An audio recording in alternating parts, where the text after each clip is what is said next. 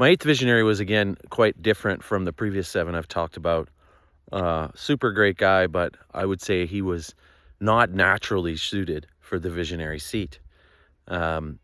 He was probably more like of a CFO, integrator type naturally.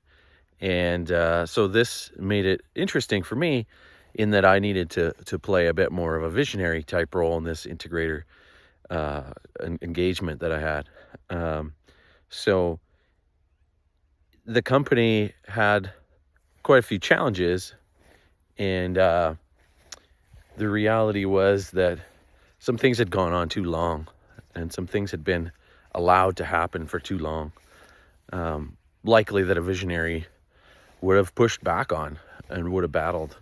So I learned that in this engagement, I learned that you have to push the buck. You can't tolerate bad performance and behavior, bad attitude and toxicity. So I learned that you need to run towards the challenges and the dysfunction and address things and coach people. And if they're not willing to change, sometimes they have to go. And again, different. You might be an integrator or a visionary listening to this, and you realize that, yeah, maybe I'm not naturally designed to be the visionary, or maybe I'm more of an integrator type. And while you can do that, like you can function, in a role that you're not naturally designed for, but in my experience, you're not going to enjoy it and you're not going to thrive.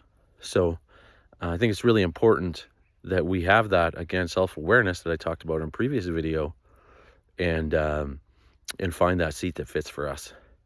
And yeah, in this relationship, it was great. I was flexible and able to adapt to what he was needing, but ultimately in the long run, you got to be the right person in the right seat.